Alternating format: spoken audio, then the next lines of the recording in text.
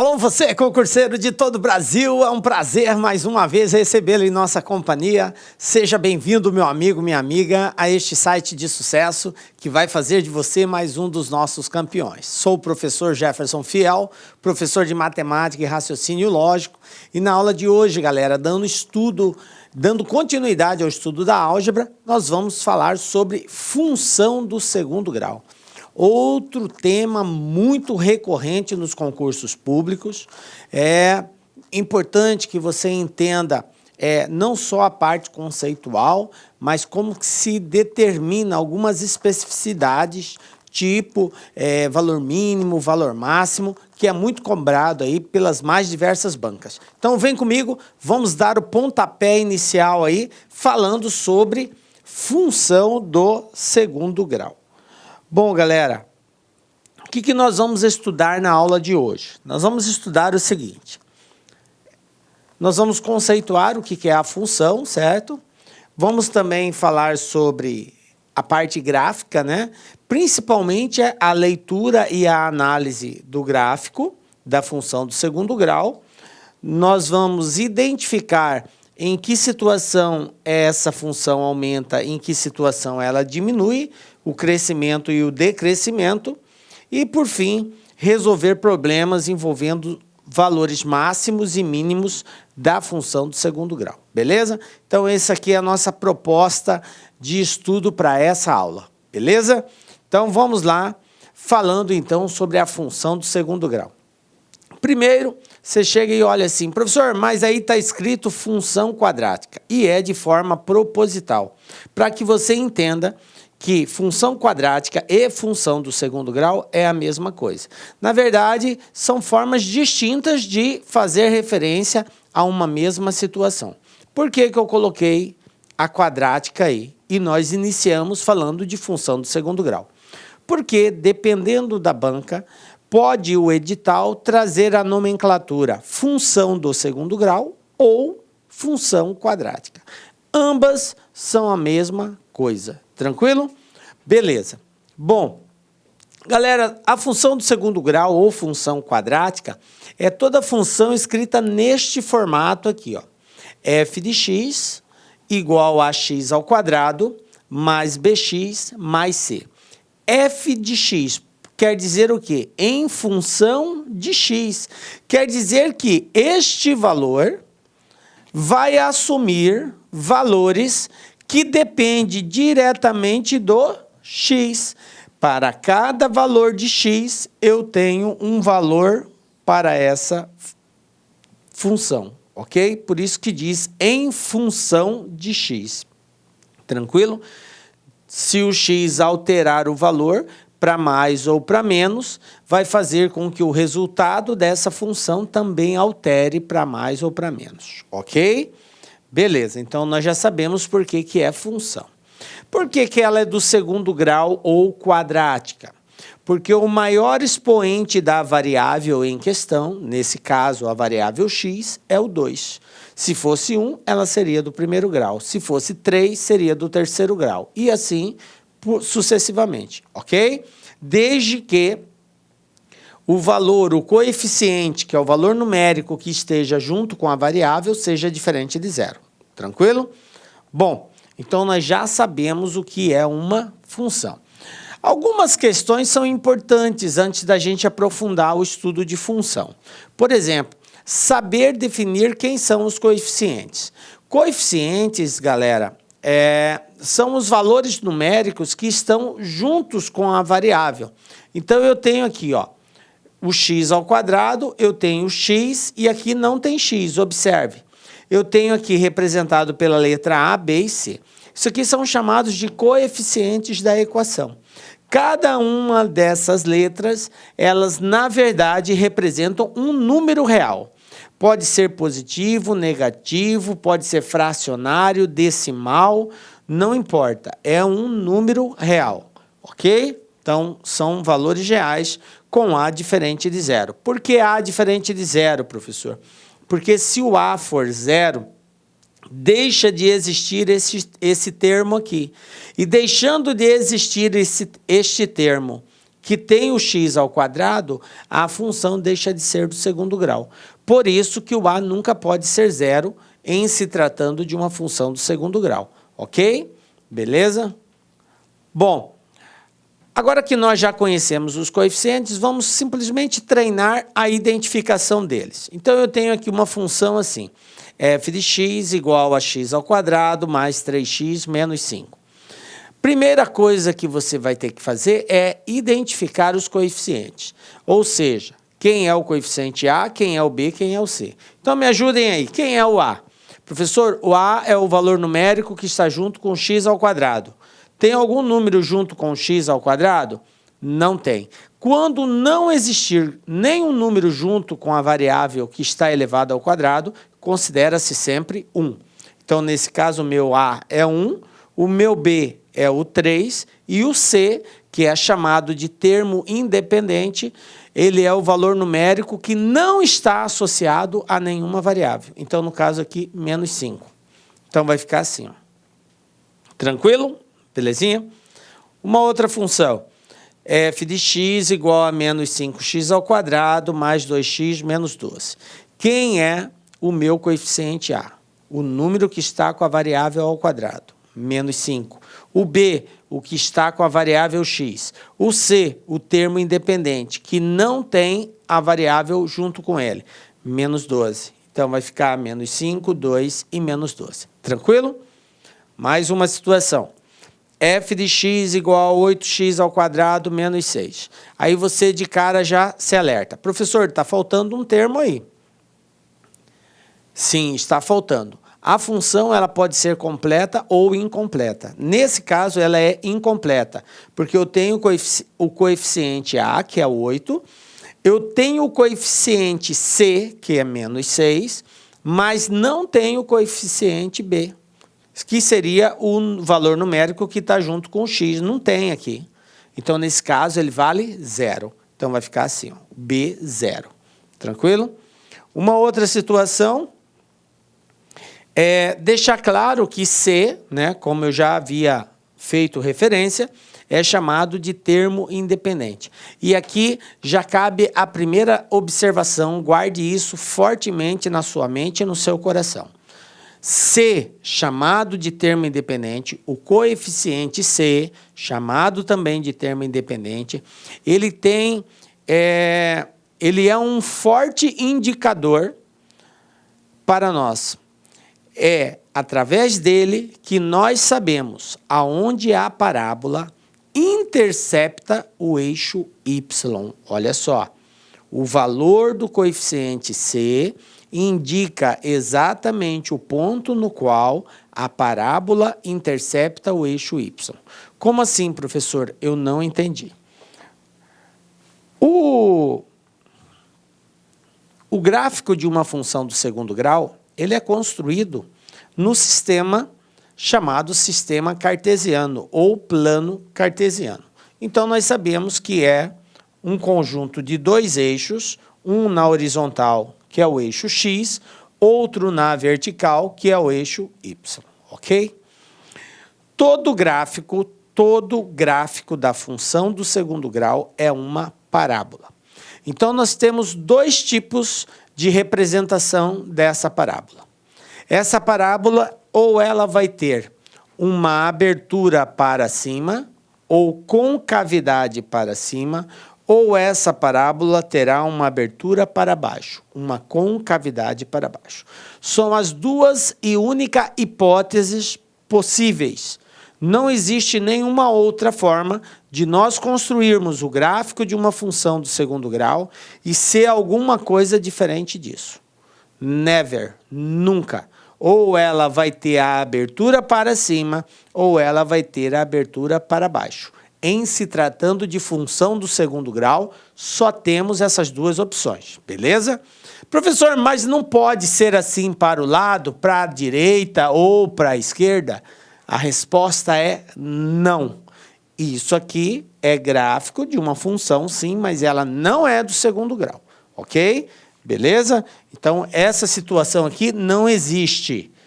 Eu tenho só duas possibilidades, ou com abertura para cima ou com abertura para baixo. Aí, veja bem, O gráfico de uma função, ela vai, num determinado momento, interceptar o eixo x. O que é interceptar? É cortar, é ter um ponto de intersecção.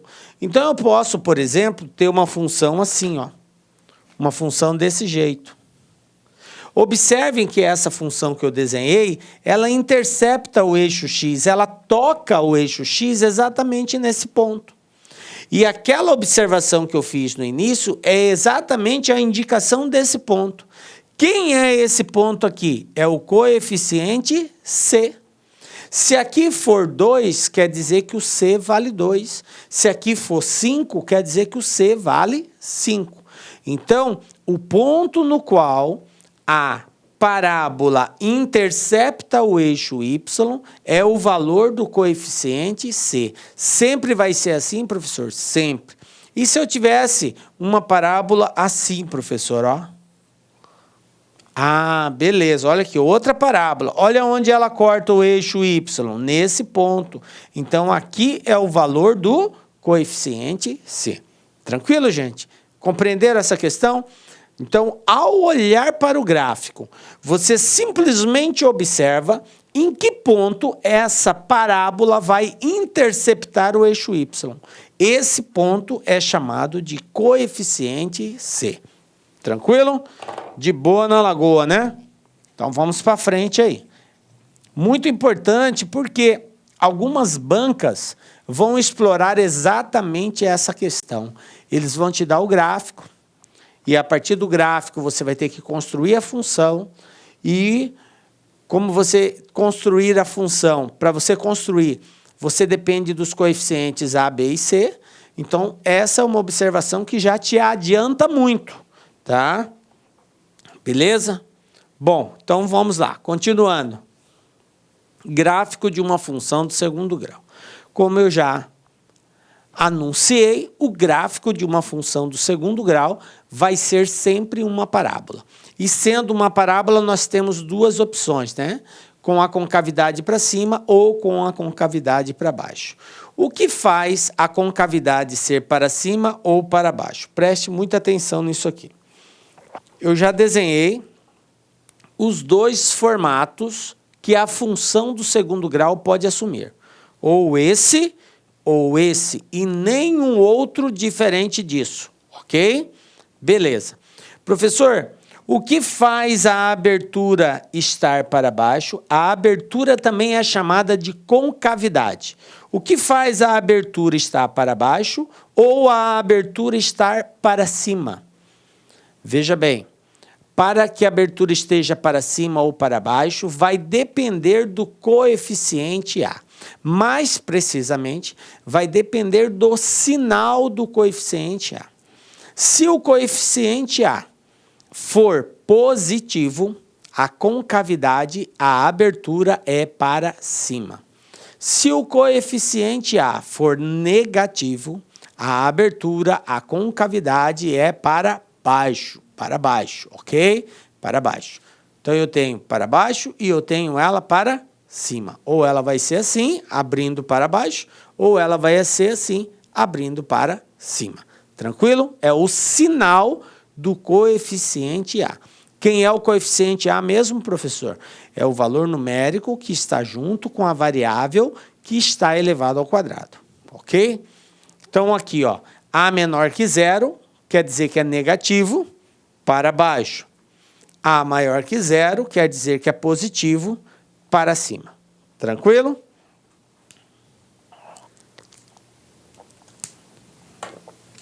Bom, continuando, galera. Vértice da função. O que é o vértice da função, gente? O vértice da função é um ponto. É um ponto. Porque a parábola ela é construída por infinitos pontos. É um conjunto de infinitos pontos que vão se alinhando de forma que vão formando a parábola, ok? Essa parábola, num determinado instante, num determinado ponto, ela vai trocar de sentido. Então, eu posso ter uma parábola que vai descer, descer, descer, até chegar num determinado ponto. A partir daquele ponto, ela não desce mais, ela já começa a subir novamente, certo? Ou poderia ocorrer o contrário, uma parábola que vai subindo, subindo, subindo, até chegar num determinado ponto, e a partir desse ponto ela começa a descer. Então você observa que existe um ponto de referência onde a parábola vai trocar o sentido dela, de descer para subir ou de subindo para descendo. Tranquilo? Esse ponto na qual ela troca o sentido é chamado de vértice da parábola, ok? Então, eu vou ter aqui o seguinte, ó, duas situações. Eu posso ter um ponto, que é esse vértice, chamado de ponto máximo, ou posso ter esse vértice chamado de ponto mínimo. Por que máximo, por que mínimo? Já nós iremos entender. Bom, nós vimos que a concavidade, que é a abertura da parábola, depende do sinal do coeficiente A, certo? Então, beleza. Dependendo, então, da abertura, se é para cima ou para baixo, nós vamos ter um ponto máximo ou um ponto mínimo. Então, preste muita atenção nisso aqui agora, galera. Se o meu A for positivo, A maior que zero, positivo, portanto, concavidade para cima. O que vai acontecer se a concavidade é para cima? Quando a concavidade for para cima, eu vou ter um ponto, esse aqui é o meu vértice, é o ponto no qual a parábola troca de sentido, e esse ponto vai ser chamado de ponto mínimo. Por que mínimo? Porque essa parábola vai descer, descer, descer, até chegar nesse ponto, e a partir daqui ela começa a subir. Então, o gráfico dessa parábola não vai ter nenhum ponto menor que esse, com referencial menor que esse, tá? Todo ponto tem uma localização no espaço, um endereço, um par ordenado, que é um conjunto de dois valores, um que representa a sua projeção no eixo X, o outro que representa a sua projeção no eixo Y, ok? Quando eu digo que ele tem valor mínimo, é porque o menor valor da projeção dele no eixo Y vai ser exatamente desse ponto aqui. Porque a partir daqui, qualquer outro valor vai ser maior que ele. Se nós traçarmos aqui o plano cartesiano, ó, o eixo Y, vou traçar aqui, ó, o eixo Y, esse ponto aqui, ó, é o menor valor que o Y vai assumir. Qualquer outro ponto que eu pegar dessa parábola, eu vou ter um ponto para cima. Estão entendendo aí? Esse ponto é o menor valor. Qualquer ponto, se eu pegar um ponto aqui, ó, ele vai estar acima desse ponto aqui. Esse é o ponto que vai estar na localização menor para o valor de y. Por isso que ele é chamado de ponto mínimo. É o menor valor atribuído à função y. Tranquilo? Já quando eu tenho um A negativo, a concavidade é para baixo. Então, o meu gráfico vai ter aquele traço ali. A abertura para baixo. Se a abertura é para baixo, o meu ponto vai ser máximo, porque agora inverte a análise. A minha parábola vai subir, subir, subir, até chegar nesse ponto. Quando ela chegar nesse ponto, ela não assume mais nenhum valor superior a ele. A partir daqui, ela volta a diminuir. Então, o maior valor de y seria exatamente esse ponto aqui. Qualquer outro ponto antes ou depois vai ter valores inferiores quando projetado no eixo Y. Então, eu tenho aqui, ó, eixo Y, projetando no eixo Y, esse aqui é o maior valor que eu tenho. Qualquer outro ponto que eu pegar aqui, ó, os valores são abaixo desse ponto, portanto, serão menores. Esse é o maior valor. Por isso, ele é chamado de ponto máximo, ok? Beleza? Então, ó, ponto mínimo quando a concavidade for para cima, ponto máximo quando a concavidade for para baixo. Professor, eu preciso saber isso? Em tese, sim. Porque quando você domina esse conceito, facilita na hora de fazer a leitura do exercício e já tirar algumas conclusões. Você pode, só com base nesse conceito, eliminar 2 a 3 alternativas de um exercício com muita tranquilidade. Por isso que é importante compreender essa análise aqui teórica. Simples assim. Se o A é positivo, a concavidade, a abertura é para cima, portanto, você vai ter um ponto mínimo. Se o A é negativo, a abertura vai ser para baixo, concavidade para baixo, portanto, você vai ter um ponto máximo. Repito, esse ponto, localizado no plano cartesiano, ele tem um endereço, e esse endereço, nós chamamos de coordenadas. Todo ponto tem uma coordenada. O que é uma coordenada? É um conjunto de 2 valores que representam a projeção desse ponto no plano cartesiano. A projeção dele no eixo X e a projeção dele no eixo Y. Para você entender melhor, seria algo assim. Eu tenho aqui, ó, o eixo X e eu tenho aqui o eixo Y. E eu tenho um ponto localizado nesse plano. Esse ponto, que eu vou chamar aqui de ponto A, ele tem o seu endereço definido pela projeção dele em X e pela projeção dele em Y. Então, eu projeto ele em X, eu tenho aqui um valor de X que representa o ponto A. Eu projeto ele em Y, eu tenho um valor em Y que representa o ponto A. Portanto, a coordenada desse ponto A é XA, YA. Isso aqui que eu acabei de demonstrar, XA, YA, são as coordenadas do ponto A. Portanto, o seu endereço. Beleza? Bom, partindo desse princípio que todo ponto tem um endereço no plano cartesiano, e esse ponto aqui, chamado de ponto máximo ou de ponto mínimo, ou simplesmente vértice da parábola, também tem um endereço. Por se tratar de vértice, nós vamos usar a letra V para representá-lo, ok? V de vértice, tá? E as coordenadas desse ponto é o X do vértice e o Y do vértice. Ou seja, o XV é a projeção desse ponto V no eixo X e o YV é a projeção desse ponto V no eixo Y. Bom, uma coisa muito importante é que nós saibamos fazer o cálculo dessas coordenadas.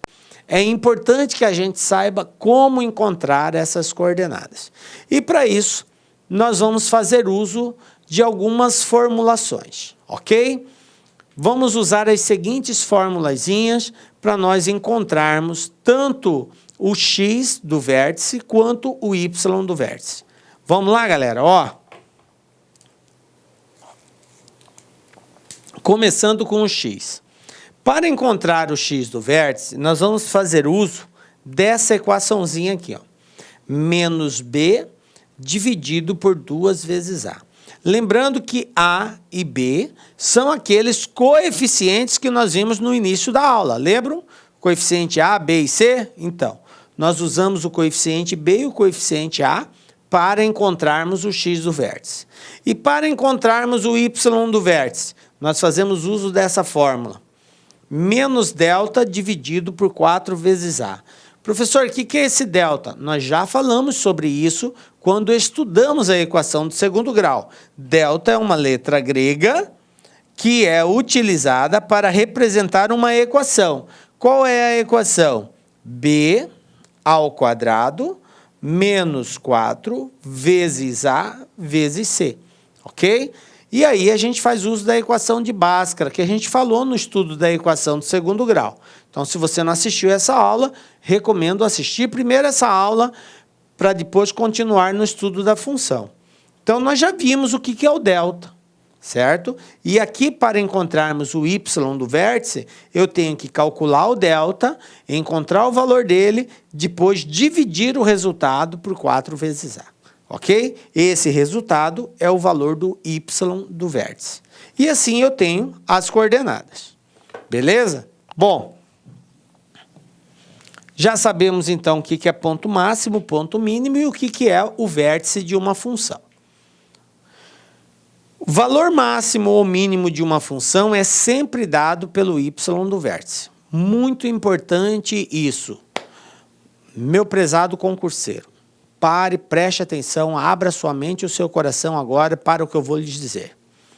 Toda vez que a banca te der um exercício e disser assim, determine o valor máximo da função, determine o valor mínimo da função. Não importa se ele está pedindo o máximo ou o mínimo, mas se ele fizer referência ao valor da função, independente de ser máximo ou mínimo, ele está pedindo para você encontrar o y do vértice. E aí, para achar o y do vértice, você faz uso desta equação, menos delta sobre 4a. Tranquilo? Beleza? Bom, vamos para frente. Olha só um exemplo.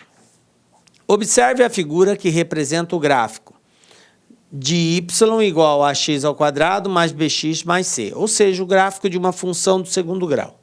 Assinale a única alternativa falsa em relação a esse gráfico. Ele pede para analisar a única falsa. Bom, então eu vou ter que olhar para o gráfico e com base no gráfico eu vou analisar as alternativas aqui. Bom, vamos lá. A primeira situação é a seguinte. Ele falou que A vezes C é negativo. A vezes C é negativo. Como que eu posso saber se isso é verdadeiro ou não? Bom, gente, veja bem. O que nós aprendemos a respeito do gráfico? Esse gráfico aqui, qual que é a primeira coisa que eu analiso? É uma parábola, certo? É uma parábola. Então, é uma equação de segundo grau. Tá? Até aí está correto. Professor, a abertura dela está para cima. Se a abertura está para cima, o que quer dizer isso? Quando que uma parábola tem abertura para cima? Quando A for maior que zero. Se o A é maior que zero, então a minha parábola tem abertura para cima. Tranquilo? Beleza? A maior que zero quer dizer que ele é positivo. Olha aqui a letra E. A é positivo, então isso aqui é verdadeiro. Vou tirar fora porque ele quer que eu marque a falsa. Então essa é verdadeira. Qual foi outra coisa que nós aprendemos no estudo da análise gráfica? Nós aprendemos que a parábola intercepta o eixo y exatamente no coeficiente c.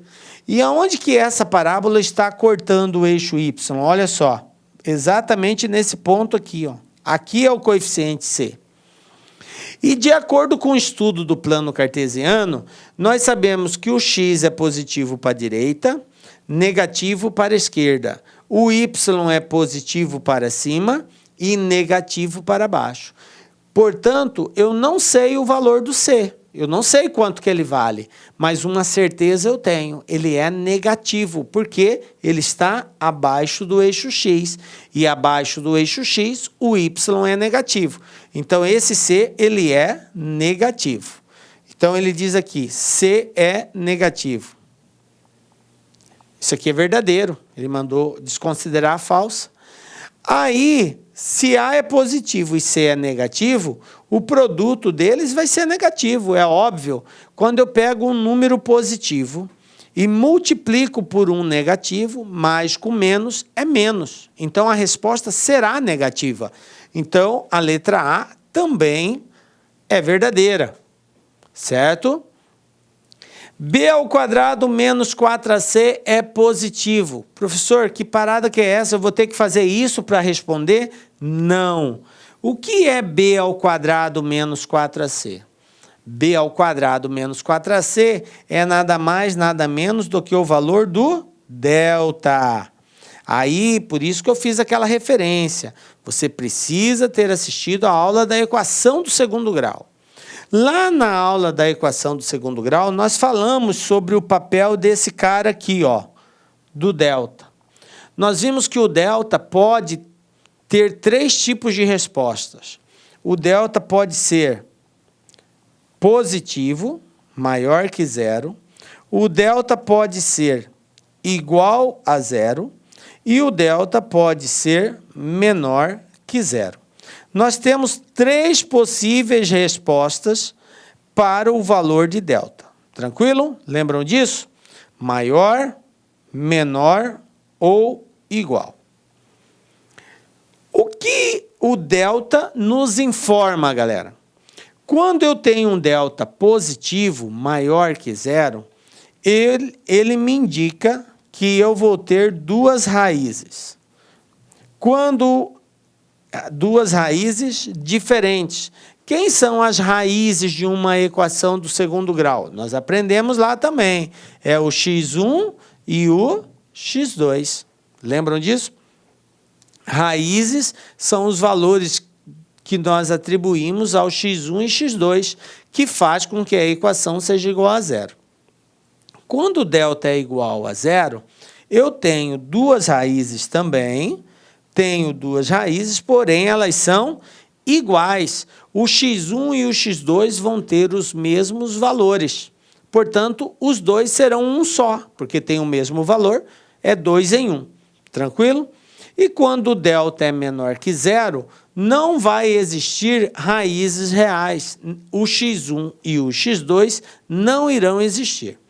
Então, observe, a partir do momento que você detém esse conhecimento, você não precisa fazer o cálculo para saber se é positivo ou negativo. Basta você olhar para a parábola. A parábola intercepta o eixo x, intercepta em quantos pontos? 2 pontos, olha aqui, ó. Eu tenho um ponto aqui, que é o meu x1, e eu tenho outro ponto aqui, que é o meu x2. Pergunto para os senhores aí, prezado concurseiros, eles estão no mesmo lugar, um sobre o outro? Não, não estão. Portanto, x1 é diferente de x2. Então, eu tenho 2 raízes diferentes. Se eu tenho 2 raízes diferentes, é porque meu delta ele é maior que 0, portanto, ele é positivo. Essa resposta é correta. Então, só me sobrou a alternativa C. Tranquilo? Ah, professor, eu logo de cara já vi que era C, nem analisei as demais. Mas veja bem, o propósito nosso aqui é realmente usar dessas informações para trabalhar todas essas ideias. Você, obviamente, poderia verificar o seguinte, na letra C ele fala, ele tem um ponto máximo. E ele não vai ter ponto máximo quando a abertura é para cima. Quando a abertura é para cima, ele tem um ponto mínimo, e não máximo, como está dizendo aqui. Então, resposta correta, letra C. Belezinha? Tranquilo, né, gente?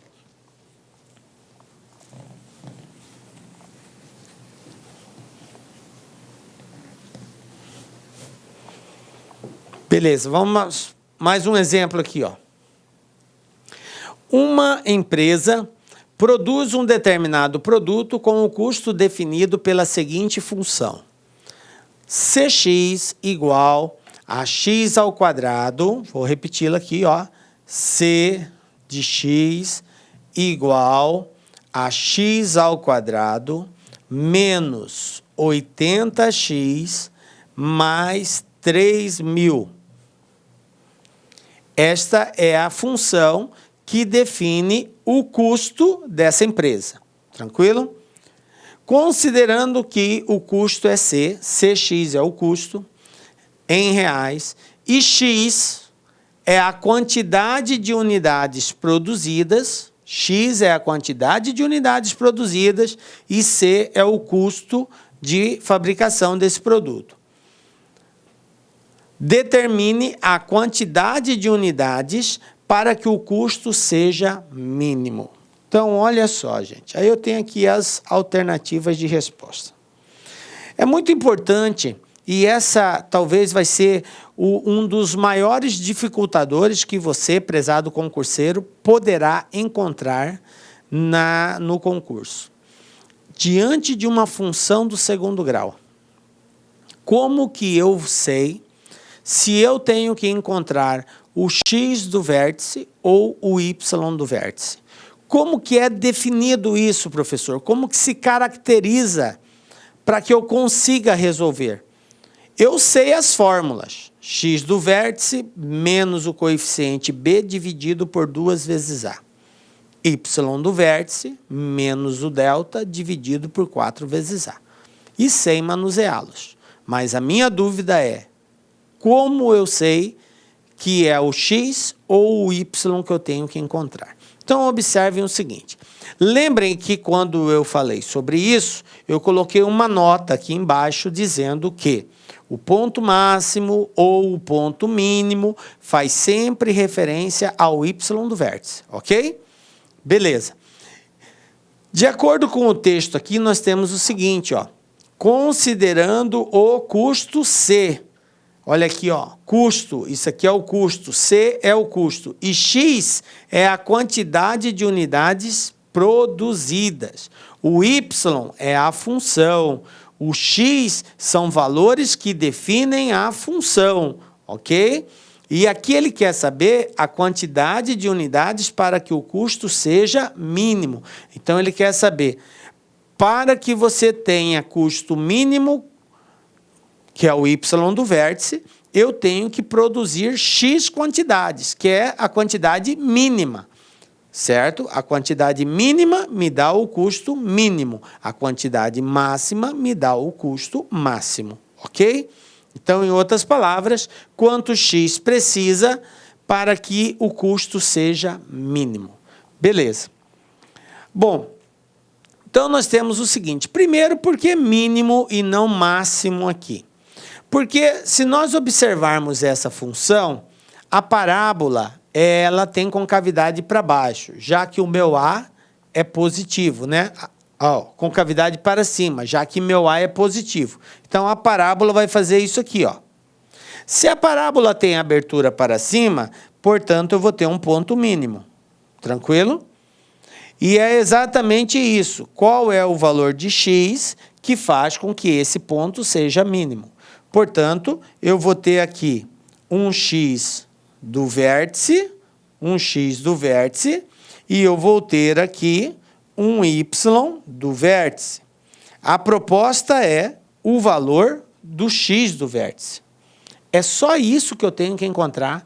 Ele quer saber qual é o valor de x que faz ser mínimo. Ele não quer saber o valor mínimo. Então, de acordo com a equaçãozinha lá, nós temos que xv é igual a menos b dividido por 2 vezes a. Olha que moleza, se você conhece a equação, como ficou fácil. Quem é o coeficiente b? Menos 80. Então, eu vou ter aqui, ó, menos 80 dividido por quem? Por 2 vezes a. Quem é a? 1. Então, 2 vezes 1. Eu vou ter aqui menos com menos é mais. 80 dividido por 2, 40. Portanto, a quantidade que tem que ser produzida para o custo ser mínimo, 40 unidades, está resolvido. Viu que questão relativamente simples, mas exige de você esse conhecimento de x do vértice. Saber que quantidade que faz com que o valor seja mínimo é o x do vértice. Valor mínimo é o y do vértice. Tranquilo? Quantidade que faz o valor ser máximo é o x do vértice. Valor máximo é o y do vértice. Tranquilo? Fiquem atentos nisso que você consegue resolver com tranquilidade qualquer questão de função aí. Beleza? Um outro exemplo aqui. Olha só. Uma bola, ao ser chutada num tiro de meta por um goleiro, numa partida de futebol, teve sua trajetória descrita pela equação ht igual a menos 2t ao quadrado mais 8t. t maior ou igual a 0. onde T é o tempo medido em segundos e HT é a altura em metros da bola no instante T. Determine, após o chute, o instante em que a bola retornará ao solo. Beleza? Aqui as alternativas de quanto tempo essa bola gasta para retornar ao solo. Primeira coisa, a equação. H de T igual a menos 2T ao quadrado mais 8T. Esta é a função que define a trajetória dessa bola. Tranquilo? Ele falou que a bola foi chutada num tiro de meta. Então, só para a gente ter uma ideia do movimento dessa bola, eu vou desenhar aqui, ó.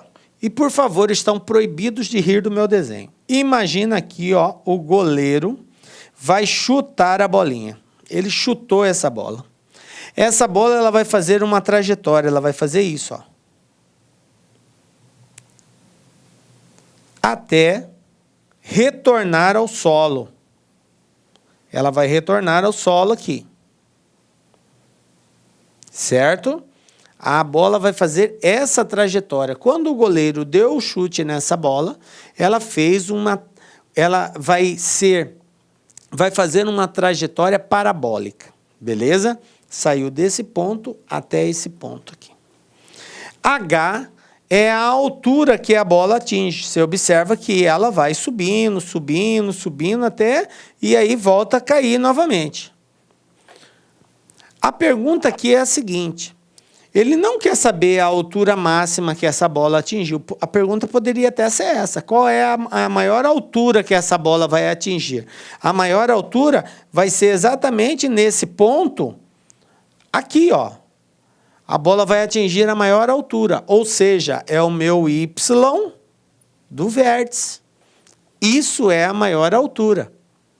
Quanto tempo ela gasta para atingir a maior altura? Seria o tempo que ela gasta para deslocar daqui até aqui, que seria o meu X do vértice. Ok? Mas a pergunta não é essa, não é com relação à altura. A pergunta é quanto tempo leva para ela retornar ao solo, ó. Após o chute, o instante em que a bola retornará ao solo. Ele quer saber quanto tempo vai levar para ela chegar aqui. Aí, veja bem, gente, o que acontece com a altura dessa bola quando ela retornar ao solo? Respondam para mim. Ah, professor, não vai ter altura, vai ser zero. Porque quando a bola retornar ao solo, ela vai tocar o solo, não vai existir altura. Aqui tem altura, mas aqui não tem altura. Ela já retornou. Altura zero. Então, para descobrir quanto tempo ela leva para fazer isso, é só pegar essa equação, menos 2t ao quadrado mais 8t, e fazer isso aqui igual a zero. Tranquilo? Bom, e agora, professor, como que eu faço? Agora eu resolvo aquela equação do segundo grau. Mais uma vez, volto a frisar. Lá no estudo da equação do segundo grau, nós vimos situações assim, onde nós, diante de uma equação do segundo grau incompleta, a gente usa de algumas prerrogativas para resolver. E uma delas é a seguinte: sempre que faltar o coeficiente C, porque eu tenho A, menos 2, tenho B, que é 8, mas não tenho C. Sempre que faltar o C, eu vou ter duas respostas. Uma resposta é 0, e não serve para nós essa resposta, porque ele falou que o T tem que ser maior ou igual a 0, então T igual a 0 está eliminado. E a outra resposta seria o oposto de B sobre A. Então, eu teria assim, T igual ao oposto de B. Quem é B? 8. Oposto, menos 8. Dividido por A. Quem é A? Menos 2. E aí eu tenho menos 8 dividido por menos 2, T igual a 4. Conclusão, essa bola leva 4 segundos, resposta a letra C, para retornar ao solo. Belezinha? Tranquilo? Então, é essa parte de resolução da equação do segundo grau, aulinha de equação do segundo grau, galera. Lá a gente detalhou mais sobre isso. Beleza? Bom, agora que a gente já tem uma ideia mais concreta da função do segundo grau, vamos para a prática, né? Vamos fazer alguns exercícios que já foram cobrados aí nas mais variadas bancas. Vamos começar com a banca IBFC 2017. O que eu tenho aqui, ó? Substituindo o valor da raiz da função, essa função aqui, na função gx igual x ao quadrado menos 4x mais 5, encontramos como resultado uma dessas alternativas. Então, vamos fazer isso daqui para resolver. Bom, aqui exige alguns conhecimentos. O primeiro deles é o que é uma raiz, certo? Ele fala bem assim, ó, substituindo o valor da raiz da função. E ele deu essa função aqui. Substituindo. Então, como que eu faço? Vou pegar essa função f de x igual a menos 2 sobre 3x mais 4. E eu tenho que encontrar a raiz dessa função. Aí, lá no estudo da função do primeiro grau, nós aprendemos isso. Raiz de uma função é o valor atribuído à variável x que faz com que a função seja igual a zero. Vou repetir. Raiz de uma função é o valor atribuído a x que faz com que a função seja igual a zero. Então, toda vez que eu quero encontrar a raiz, basta eu pegar a função e fazer ela igual a zero. Então, eu vou ter isso aqui, ó, menos 2/3 de x mais 4. Aí, daqui para frente, é aquela regra de equação normal. O que tem x fica de um lado, o que não tem passa para o outro, trocou de lado, troca o sinal. Estão lembrados? É isso que nós vamos fazer. 2/3 negativo, vem para cá, positivo. 2/3 de x e sobrou só o 4 do outro lado. Tudo bem? Bom, um número está multiplicando, passa dividindo. O que está dividindo, passa multiplicando. Então, esse 3 que está dividindo vai multiplicando. O 2 que está multiplicando vai passar dividindo. Então, vai ficar invertido. Eu vou ter uma situação assim, ó.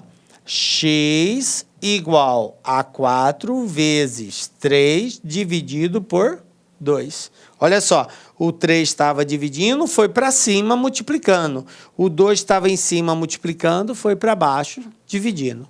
Aí aqui é só fazer a conta. 4 vezes 3, 12. 12 dividido por 2, 6.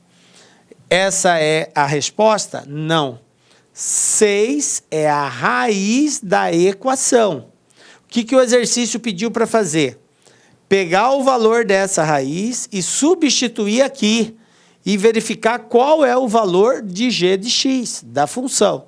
Então, eu vou pegar agora aqui, ó, g de x igual a x ao quadrado. Quem é x? 6. 6 ao quadrado. Menos 4 vezes x. 4 vezes 6. Mais 5. Então, eu vou ter g de x igual 6 ao quadrado. 36. 4 vezes 6. 24. 24 mais 5. Então, eu tenho aqui 36 tira 24. Vai dar 12. 12 mais 5, g de x igual a 17.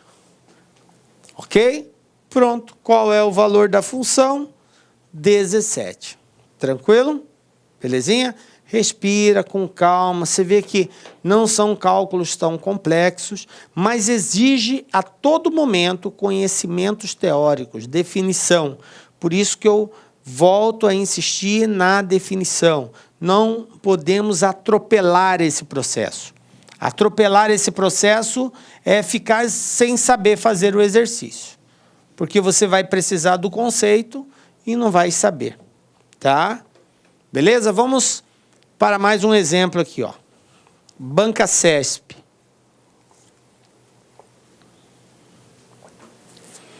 Julgue o item subsequente relativo à função e matemática financeira.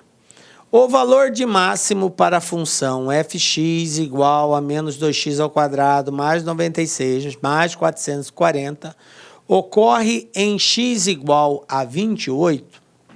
Isso está certo ou está errado? Bom, veja bem, gente. Mais uma vez, precisamos da teoria.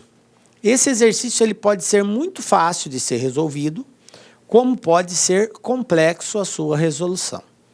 Tem vários caminhos. Você pode ir pelo mais fácil, como pode optar pelo mais difícil. O mais fácil exige de você conhecimento teórico. Qual o conhecimento teórico, professor? Primeiro, entender que o valor máximo de uma função, que é o y do vértice, só ocorre para o x máximo, que seria o x do vértice. xv e yv formam um par ordenado. Então, quem determina o valor máximo y do vértice é o x do vértice e vice-versa. Para determinar o x máximo, eu preciso usar o y máximo. Um está associado ao outro. Eu estou falando da palavra máximo, mas também poderia ser mínimo. Quer dizer que o y mínimo é o x mínimo, o yv com o xv, ok? Eles estão diretamente associados. Sendo assim, nós podemos o seguinte: esse valor aqui vai ser máximo em que situação? Quando eu tiver o meu x máximo. Esse valor vai ser máximo quando eu tiver meu x máximo. E ele está dizendo, está afirmando aqui, que o maior valor dessa função é quando esse vértice, esse xv, for 28. Então é simples, é só calcular o x do vértice e comparar. Se der 28, está certo. Se der diferente de 28, está errado. Como que eu calculo o x do vértice? Menos o coeficiente b dividido por 2 vezes a. Pronto. Quem é meu a? Menos 2. Quem é meu b? 96. Pronto, vamos substituir. xv igual a menos o coeficiente b, que é 96, dividido por 2 vezes a, que é menos 2. Então, eu vou ter aqui menos 96, dividido por menos 4. 2 vezes menos 2, menos 4. Menos com menos são mais, 96 dividido por 4 vai dar 24. Sendo assim, a resposta está errada. Por quê? Porque o valor máximo vai ocorrer quando o x for igual a 24 e não a 28, como o exercício está propondo. Resposta errada. Viram que solução tranquila, sem a gente fazer muita delonga? Foi bem prático, mas você tem que só saber essa relação, que o y máximo ocorre quando o x máximo ocorrer também. Então, eu calculo o x máximo e comparo, porque ele falou que tinha que ser 28, e nós provamos que não é 28. Portanto, está errado. Belezinha? Tranquilo aí, né, gente? Baba, né? Muito baba essa questão aí. Olha só, CESP 2018, essa questão está adaptada, até porque houve um erro na hora de montar a equação. Quando caiu essa questão aqui, se você procurar ela na internet, você vai ver que ela não está nesse formato aqui, porque esse 300 ele estava positivo e ele é negativo. Só que eu escrevi ele da forma correta porque é uma questão interessante para a gente trabalhar, tá? Mas lá na internet, se você buscar, essa questão aqui ela vai estar como anulada, tá? Essa questão foi anulada porque eles esqueceram de colocar o sinal aqui. Só que eu coloquei o sinal, então, dessa forma, ela tem solução, ok? Bom, vamos lá. Pela venda diária de X unidades de determinado produto, um comerciante fatura líquidos LX igual a menos 300 mais 40x menos x ao quadrado reais. Podendo esse faturamento ser interpretado como lucro, como prejuízo ou como empate, isto é, LX igual a R$0. Para que o faturamento seja caracterizado como lucro, o comerciante deverá vender diariamente. Aí aqui eu tenho as alternativas de resposta. Bom, gente, vamos lá. O que vai acontecer aqui? Qual é o estudo que eu tenho que fazer aqui? Eu tenho uma equação do segundo grau que define o faturamento dessa empresa, certo? Que é essa equação aqui, ó.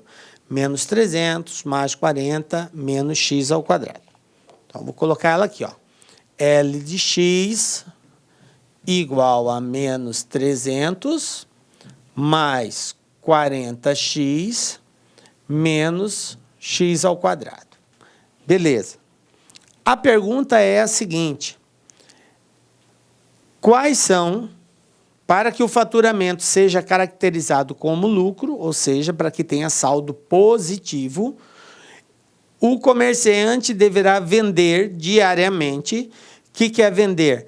Quem representa as vendas? A venda X unidades, ou seja, esse X aqui representa a quantidade de unidades vendidas. Ele quer saber quantas unidades tem que ser vendida para que essa empresa tenha faturamento, tenha lucro. Tranquilo? Bom, vamos lá. Vamos entender o gráfico. Nós falamos que o gráfico de uma equação de segundo grau é uma parábola. Essa parábola pode ter abertura para cima ou pode ter abertura para baixo, correto? O que faz ela ser para cima ou para baixo é o sinal do coeficiente A. E o coeficiente A é o valor numérico que está junto com a letra, com a variável x ao quadrado. Quem está junto com x ao quadrado aqui, ó? Não apareceu nada, professor. Se não apareceu nada, é 1.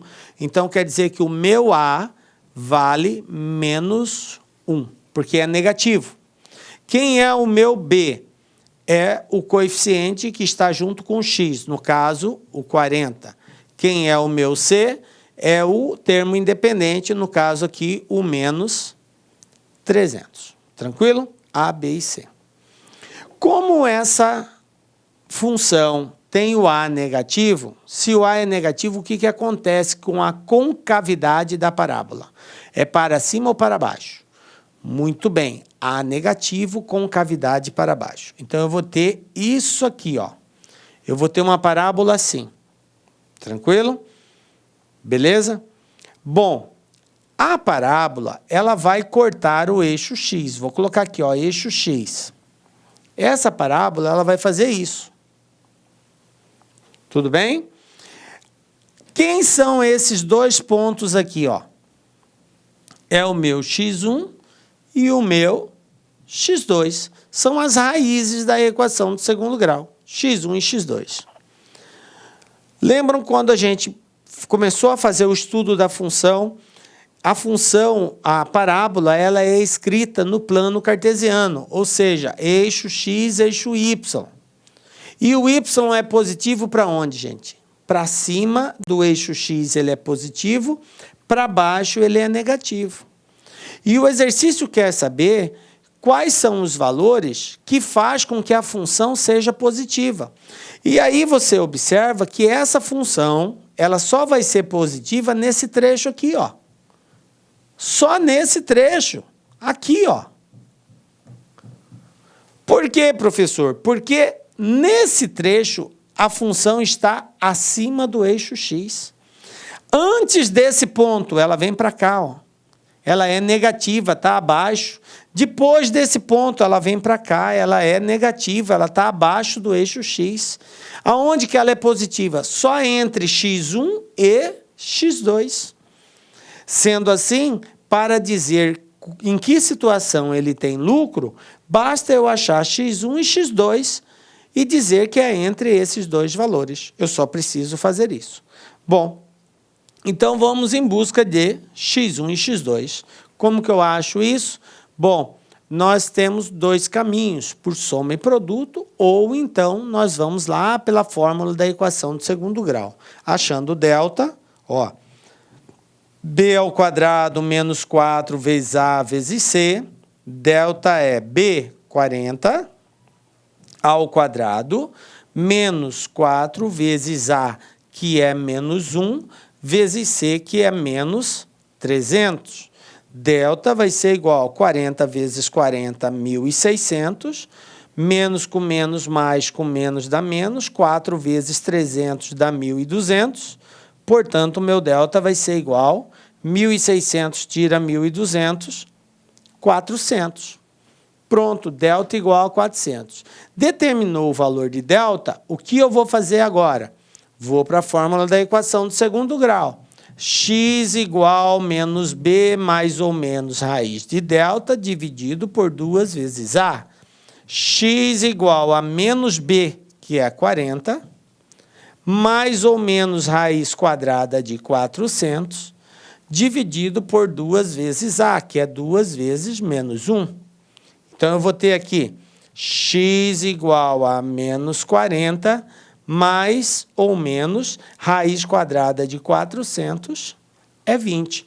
Dividido por quem? 2 vezes menos 1, menos 2. Agora, para nós encontrarmos essa resposta, basta a gente pensar assim. Quem é meu x1? Vai ser menos 40 mais 20 dividido por menos 2. Menos 40 mais 20 dá menos 20. Menos 20 dividido por 2 dá menos 10. Certo? Quem é o meu x2? Meu x2 vai ser igual, ó, menos 40, menos 20, dividido por menos 2. Menos 40 com menos 20, menos 60. Dividido por menos 2, mais 30. Bom, observem o seguinte, gente. Ele falou que tem que ter lucro, né? Que tem que ter lucro. Desculpa, aqui é 10 positivo, tá? Porque vai ficar menos 20 dividido por menos 2, vai dar 10 positivo. Então, o meu x1 vale 10 e o meu x2 vale 30. Portanto, em que situação a minha função ela é positiva? Entre 10 e 30, exatamente nesse trecho aqui, ó, entre 10 e 30. Qualquer valor localizado entre 10 e 30, a função é positiva, portanto, ele tem lucro. E aí, resolvido o nosso exercício, porque a pergunta era exatamente essa. Em que situação ele vai ter lucro? Para quantas unidades ele vai ter que vender para ter lucro? Como nós já descobrimos que para ter lucro tem que estar entre 10 e 30, então aqui, ó, mais de 10 e menos de 30 unidades, resposta letra C. Está resolvida a questão. Mais uma vez, gente, a importância do embasamento teórico, o quanto isso nos ajuda na hora de resolver aí. Beleza? Vamos para mais um aí. Gestão de concursos 2018 Emater, Minas Gerais. Olha só o que nós temos aqui. O valor de m para que a função quadrática dada por f de x igual m menos 3x ao quadrado mais 4x mais 5 tenha valor mínimo na abscissa x igual a menos 1 é. Veja bem. Valor mínimo na abscissa x menos 1 é. Esse exercício, a princípio, o aluno que não tem a base teórica fica meio bugado. Vai olhar assim, fica, cara de bundão, eu não sei o que fazer, professor. E não é tão complexo assim. Por quê? Ele deu uma dica bem bacana para nós aqui. Qual foi a dica? Ele falou o seguinte, qual deve ser o valor de m, portanto, eu tenho que achar m, para que essa função tenha valor mínimo na abscissa menos 1. Veja bem, o valor mínimo ele é definido por um conjunto de par ordenado. Vamos entender esse conceito. O valor mínimo ou máximo, tanto faz, tanto o mínimo quanto o máximo, ele é definido por um conjunto de par ordenado. Esse par ordenado é constituído por dois valores. Um, o valor x, o outro, o valor y. X representa a projeção no eixo das abscissas. Y representa a projeção no eixo das ordenadas. Então, quando eu falo abscissa, eu estou fazendo referência ao eixo X. Quando eu falo ordenada, estou fazendo referência ao eixo Y. Então, se o exercício disse que o valor mínimo da abscissa é menos 1, ele está dizendo que o x que define o valor mínimo, que é o x do vértice, vale menos 1. Se ele falasse que o valor máximo que define a função é na abscissa, e ele está dizendo que o x do vértice é o valor máximo, ok? Por causa da palavra abscissa. Abscissa é x, ordenada é y. Entendem isso? Então, como ele falou que o valor mínimo na abscissa, então ele está falando do x. Se ele falasse valor mínimo na ordenada, era o y. Ok? Sendo assim, x do vértice, quem é x do vértice? É menos o coeficiente b dividido por 2 vezes a. É assim que eu encontro o x do vértice. E ele disse que a abscissa, que é o meu x do vértice, vale menos 1. Então, no lugar do x do vértice, eu vou colocar menos 1. Igual a menos o coeficiente b. Quem é o b? 4. Então, menos 4. Tudo isso dividido por quem? Por 2 vezes a. Quem é a? A é o coeficiente que está junto com o x ao quadrado. 2 vezes m menos 3. Porque o valor do a é m menos 3. Agora é só fazer a operação algébrica aqui. Esse cara aqui passa para cá multiplicando, então eu vou ter bem assim, ó. Menos 1 vezes 2, menos 2 vezes m menos 3 igual a menos 4.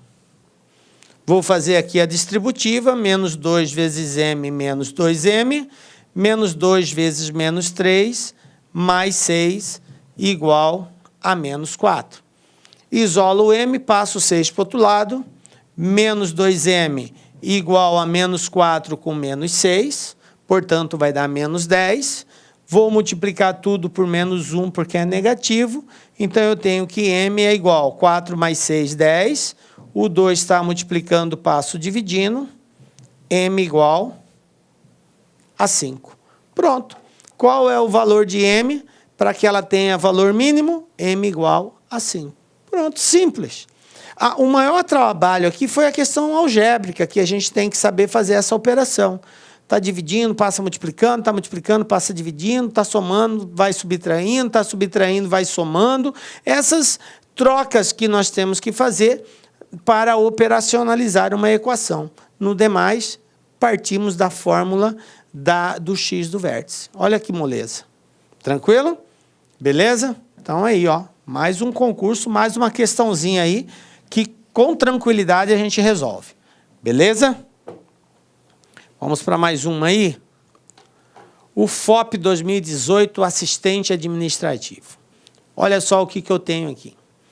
Para que o gráfico da função f de x igual a kx ao quadrado menos 2kx mais 1 seja uma parábola com concavidade para cima, intersectando o eixo em apenas um ponto, deve-se ter qual o valor de k? Qual deve ser o valor do k? Aí, mais uma vez, nós estamos diante de conhecimentos teóricos.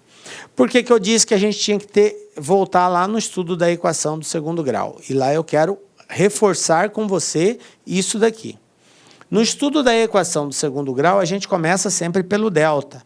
E eu disse que nós temos 3 possíveis respostas para delta.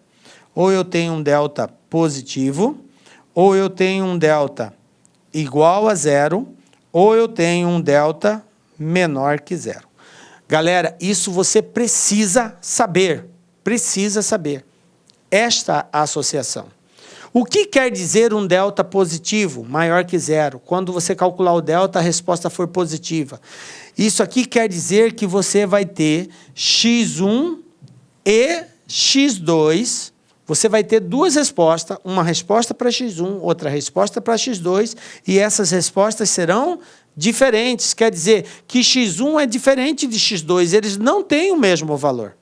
Tá? Nós vamos ter x1 diferente de x2. Sempre que o delta for positivo, eu vou ter essa associação. E se meu delta for zero? Se eu calcular, achar que delta é zero. Se o delta for zero, o que vai acontecer? x1 vai ter o mesmo valor de x2. Você vai fazer a conta, vai encontrar x1, vai fazer a conta, vai encontrar x2 e vai verificar que os dois têm a mesma resposta. Então, se os dois têm a mesma resposta, você só tem um ponto, porque está um sobre o outro. É um ponto só, não são dois pontos diferentes, porque eles têm o mesmo valor, ok? E quando o delta for menor que zero, não vai existir esses pontos. Não existe x1, não existe x1 e não existe x2. Tá? Por quê? Porque essa parábola não vai cortar o eixo x. Não que não exista a parábola existe, só que a parábola não vai tocar o eixo x. Ou ela vai estar acima ou ela vai estar abaixo. Porque o x são raízes, são valores que fazem com que a função seja zero. Como não existe x1 e x2, quer dizer que essa função nunca vai zerar. Ela não vai ter um valor zero. Ou ela vai estar para cima ou ela vai estar para baixo. Existe a função? Existe, mas não tem o zero. Beleza? Bom, diante desse raciocínio, tá? Desse conceito formado, nós podemos dizer aqui o seguinte. Como ele quer que essa parábola intercepte o eixo em apenas um ponto, em que situação acontece um ponto? Quando o delta for igual a zero. Lembra? x1 e x2 têm o mesmo valor. Portanto, basta eu pegar aquilo ali e fazer igual a zero. Quem é delta? B ao quadrado menos 4 vezes A vezes C. Isso é igual a zero.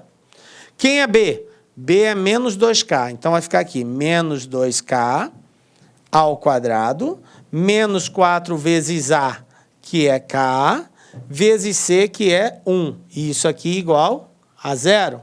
Então, eu vou ter aqui 4K ao quadrado, menos 4K, igual a zero.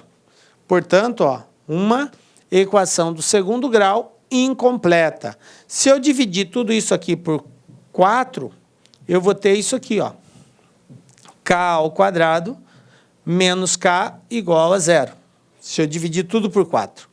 Só para facilitar. Se não quiser, não precisa também. E resolvendo essa equação do segundo grau, nós temos, como falta o coeficiente C, lembram lá? Uma resposta é zero. E a outra resposta é o oposto de B, que seria menos 1, dividido por A, que é 1. Ou seja, K igual, mais, né, é o oposto, né, porque aqui é menos K, então o oposto de menos é mais. O oposto de B sobre A, 1 dividido por 1, 1. Então, olha só, eu tenho duas respostas que faz com que isso aqui tenha um ponto só, o K0 e o K1. Como aqui não tem K igual a zero, K igual a 1, resposta letra D. É a única que satisfaz. Beleza? Poderia ser o zero, mas não tem essa opção aqui. Então, eu só vou para outra. O zero também seria uma resposta, mas não tem ela. Tranquilo? Então, K igual a 1.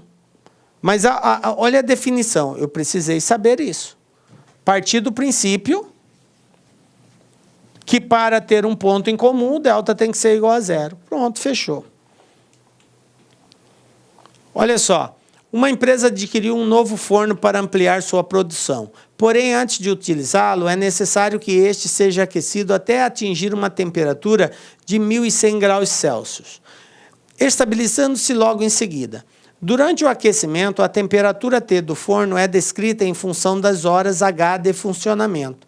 Pela lei T igual, vou colocar aqui, ó, T igual a 4, que multiplica H ao quadrado, mais 3H, mais 5.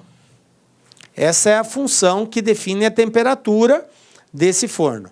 Sendo assim, se o forno começou a ser aquecido às 6 horas da manhã, então ele atingirá a temperatura necessária para poder ser utilizado às. O que eu tenho que fazer aqui?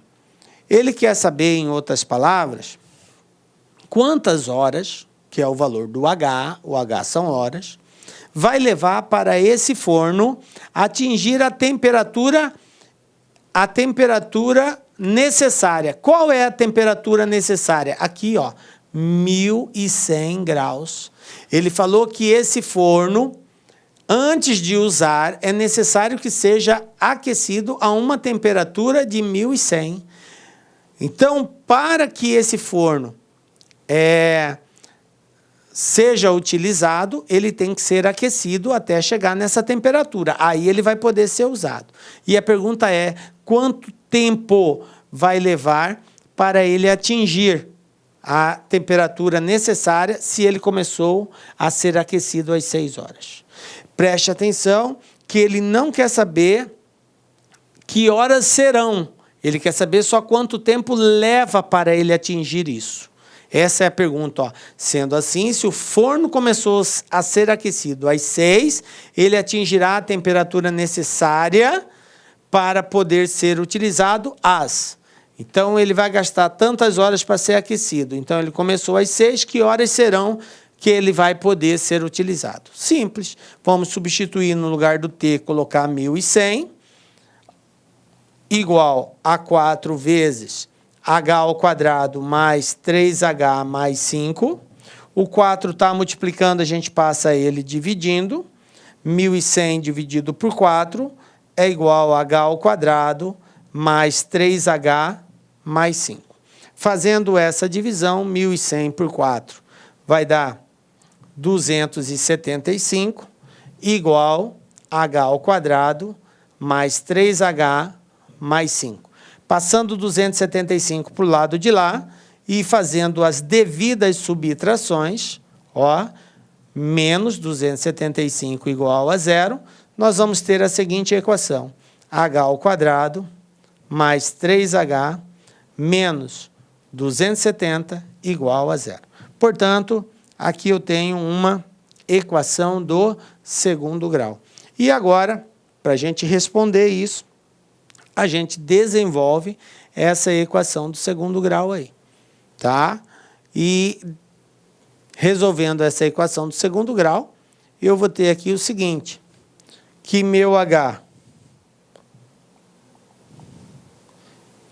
vamos apagar aqui para fazer, vou apagar aqui do lado. Aí você pode usar os recursos que você achar mais fácil de fazer aí, tá?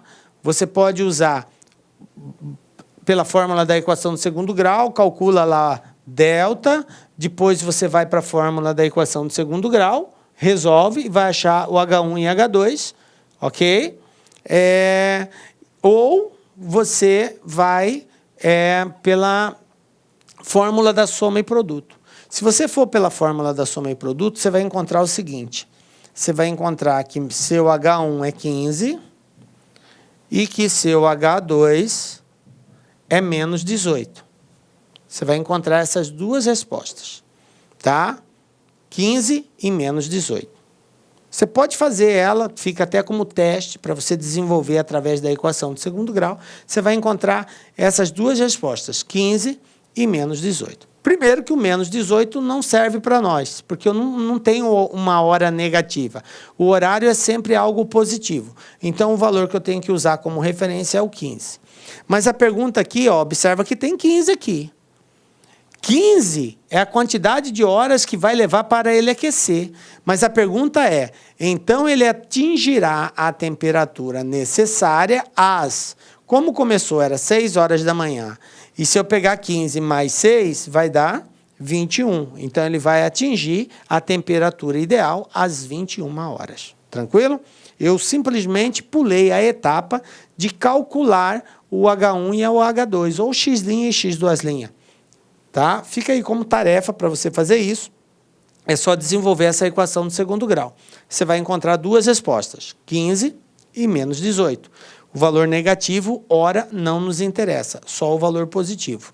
Então, 15 com mais 6, porque era 6 horas da manhã, então vão ser 9 horas da noite. Beleza? Resposta letra D. Tranquilo? Captaram aí, galera, como que faz aí função do segundo grau? É essa a ideia, é esse o raciocínio. É partindo desse princípio aí que a gente consegue fazer os cálculos. Tranquilo? E assim chegamos ao final da nossa aula. Galera, foi um prazer enorme estar aqui com vocês. Sabemos que essa missão não é fácil, mas pedimos a Deus que continue dando força e energia para você perseverar. Tamo junto, galera. Nos encontramos na próxima aula com a graça de Deus, porque só Ele nos dá a certeza de estarmos aqui. Um beijo forte no seu coração e até a próxima. Tchau, galera. Clique lá.